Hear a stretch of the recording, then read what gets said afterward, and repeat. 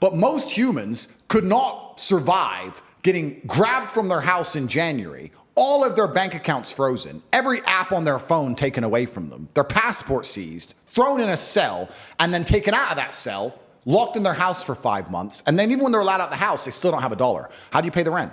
How do you pay the bills? How do you feed people? And this was actually interesting because when I was in jail, my number one concerns were not for me.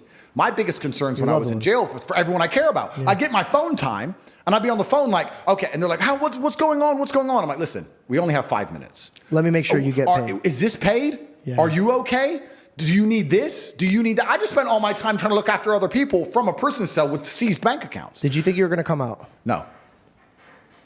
I thought I was there for a very long time. I thought I was stuck. I thought it was over. I was sitting there talking to people who were there, been there for 4 years without trial, my friend. Everyone around me had been there for years without trial. When you were put on house arrest, was there any moment that you cried from like happiness? It was like, I'm out. I can't believe I'm out. I never cried from happiness. And I never cried from sadness because I think crying is an act in and of itself. To cry is to sit and cry. I didn't do that. I did have tears run down my face. Hey man, that's crying. No, it's not, because I was busy. Having tears run down my face as I'm doing push-ups, or tears run down my face as I'm organizing the school for my child and my voice isn't breaking, is different than sitting and crying. I didn't sit and dedicate myself to crying. I didn't sit and do the act of crying. My eyes leaked as I achieved.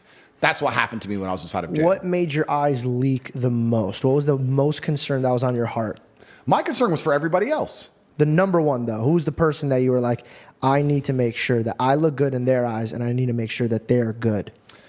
Of course I can answer that my children, but my children are actually quite young, so they weren't overly concerned because at their age, you know, dad's away, whatever.